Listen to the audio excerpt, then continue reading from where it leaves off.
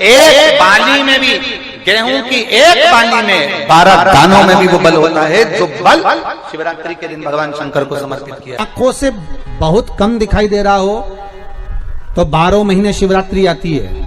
किसी भी शिवरात्रि पर शंकर भगवान पर पीपल के पत्ते पर शहद रखकर शंकर जी पर डाल दीजिए। उस शहद को पीपल के ही पत्ते पर रखकर ले आइए, घर पर लाकर उसको कटोरी में निकाल लीजिए, पत्ते को ठंडा कर दीजिए, उस शहद को आंखों में काजल जैसा लगाना प्रारंभ कर लीजिए। 1 महीना या 15 दिन आप आंखों में लगाएंगे, धीरे धीरे रोशनी बढ़ना प्रारंभ हो जाएगी। श्री शिवाय नमस्तुभ्यम का जाप करें या चंपेश्वर महादेव का स्मरण करें। चंपेश्वर शिवरात्रि के दिन 33 कोटि देवी देवता भगवान शंकर की आराधना करने आते हैं। व्रत नहीं कर सकते, आप उपवास नहीं कर सकते, तो कम से कम एक बेलपत्र शिवरात्रि के दिन बेलपत्री के वृक्ष के नीचे जो मिट्टी पड़ी हो उस मिट्टी पर भी, या बेलपत्री की जो जड़ हो उस जड़ पर भी अपने दिल का भाव स्मरण कर कर समर्पित कर सकते। क्यों? स्कंद पुराण में कहा गया है कि बेलपत्री के वृक्ष के नीचे शिवरात्रि के दिन 33 कोटि देवी देवता भगवान शंकर की आराधना करने आते हैं।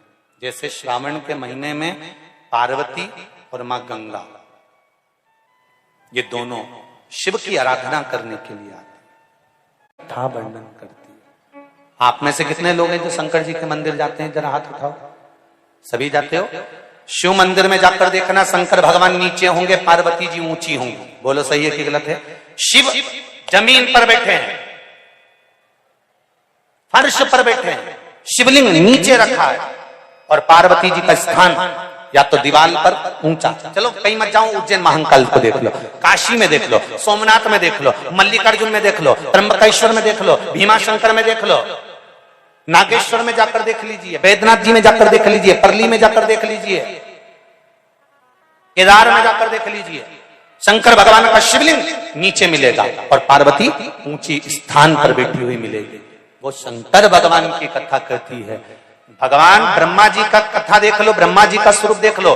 ब्रह्मा जी ने ब्रह्माणी को पास में बिठाया है, भगवान विष्णु ने लक्ष्मी जी को चरणों में बिठाया है, इंद्र ने इंद्राणी को पास में बिठाया है, सारे देवताओं ने अपनी अपनी धर्म पत्नी को पास में बिठाया, पर केवल देवाधिदेव महादेव एक ऐसे हैं जिन्होंने अपनी धर्म पत्नी को ऊंचे स्थान पर बिठाया कि नारी का आदर करोगे तो जिंदगी में तुम भी आगे बढ़ते चले।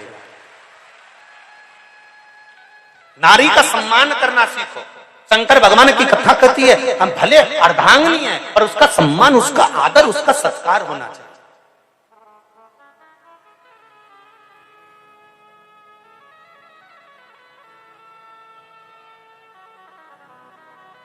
पति और पत्नी का संबंध सम्मान का है, आदर का है।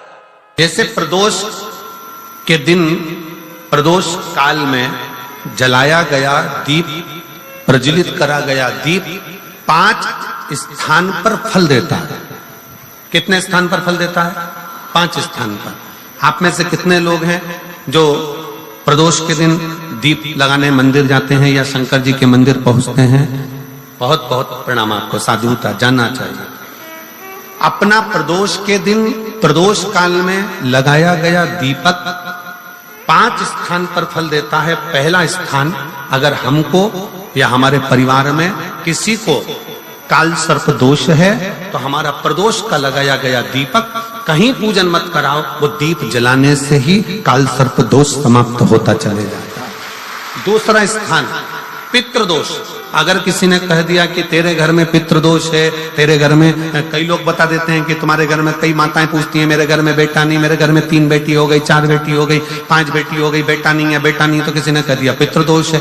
अब तुम शंकर जी की पूजन कर रहे हो, शंकर जी पे जल चढ़ा रहे हो, शिव की स्तुति कर रहे हो, तो किसी किसी की यहाँ 3 बेटियों के बाद, 4 बेटियों के बाद, एक माता ने तो लिखा है कि उसके यहाँ 2008 में उसके घर में लड़की ने जन्म लिया था, या 2008 में उसके घर में बच्चे ने जन्म लिया था, लड़की ने। उसके बाद फिर लड़की ने जन्म लिया और उसके बाद उसके घर में कोई पुत्र का योग नहीं बना। तब उसने प्रदोष के समय पर शाम को दिया लगाना प्रारंभ करा और 2008 में बच्ची जन्मी थी और अब 2024 में उसके घर में लड़के ने जन्म लिया।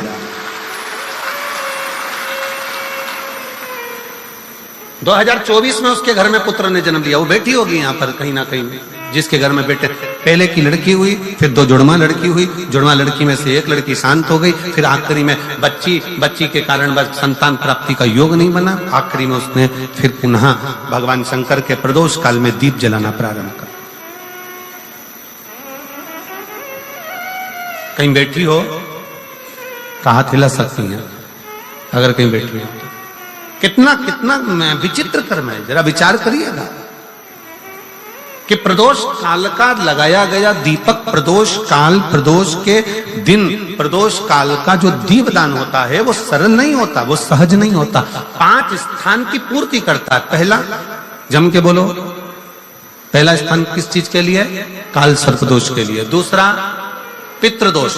कैसा भी तुम्हें कोई पितृदोष बता दे, कितना भी तुमसे कोई कह दे कि तेरे घर में पितृ का दोष है, तेरे घर में ये दोष है, अगर आप प्रदोष के दिन, प्रदोष काल में, अर्थात सूर्य अस्त के समय के 2:45 तक का जो समय होता है, 2 घंटे के समय का, उसके अंतर्गत अगर आप प्रदोष काल के समय में भगवान शंकर को दीप लगाने के लिए अगर पहुंचे हो तो वो आपको फल देगा ही, पितृ दोष का निवारण होगा ही। चाहे तुम कुछ करो चाहे मत करो, वो पितृ की शांति करा दे।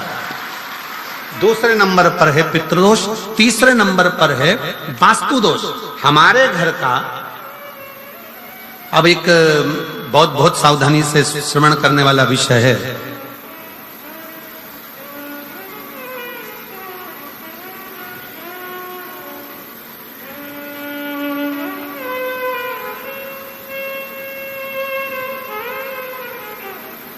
यदि वंश की वृद्धि नहीं है, 30 वर्ष शादी के हो गए, 40 वर्ष शादी के हो गए और औलाद है ही नहीं, डॉक्टर ने भी हाथ ऊंचे कर दिए, टेस्ट पे भी करवाया, IVF करवाया, सब कुछ तुमने करवा लिया, तो भी औलाद नहीं है, तब आखिरी में एक काम चालू करो।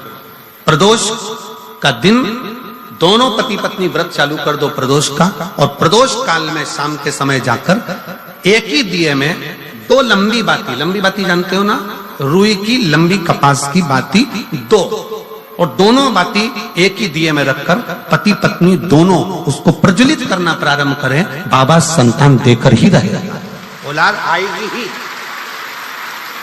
दीप की जो बाती में अंतर आ जाता है, एक गोल बाती में और लंबी बाती में अंतर आता है, बहुत अंतर आता है। पितरों के लिए गोल बाती का प्रयोग बहुत कम होता है हमारा, देवी जी के लिए, माता रानी के लिए, जगत जननी के लिए गोल बाती का प्रयोग बहुत कम होता है हमारा, ध्यान रखिएगा। एक पितृ के लिए, एक जगत जननी जगदम्बा दुर्गा भवानी के लिए गोल बाती का प्रयोग कम होता है, लंबी बाती का प्रयोग ज्यादा होता है। क्यों? क्योंकि हमारे घर के कुल देवी और हमारे घर के पितर हमारे वंश की वृद्धि करें, इसलिए लंबी बाती रखी जाती है, जिससे हमारा वंश बहुत लंबा चले, बहुत उन्नति की ओर बढ़े, इसलिए लंबी बाती का प्रयोग किया। शिव महापुराण की कथा कहती है 5 जगह पर हमारा जलाया गया एक दीप जो प्रदोष के दिन प्रदोष काल में लगाया जाता है, 5 जगह पर भारी पड़ता है। पहले नंबर पर, जम के बोलते जाओ, काल सर्पदोष। दूसरे नंबर पर पितृदोष।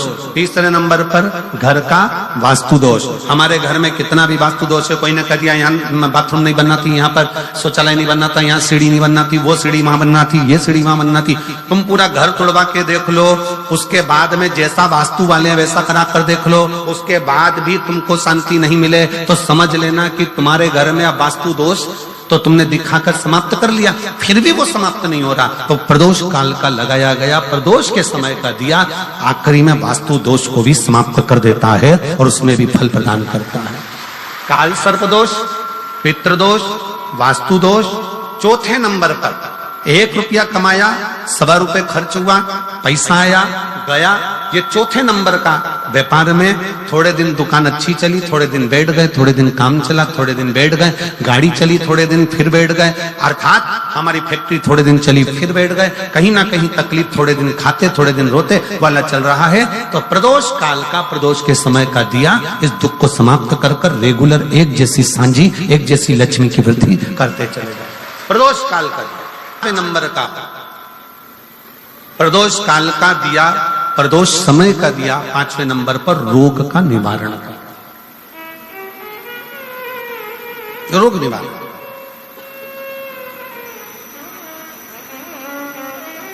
ये 5 स्थान जो बताए गए हैं प्रदोष काल के दिन, प्रदोष के दिन दीप प्रज्वलन के। और अब की बार की जो शिवरात्रि आ रही है, बाबा देवादिदेव महादेव की बड़ी कृपा है उस पर, बहुत करुणा। प्रदोष शिवरात्रि। अब जरा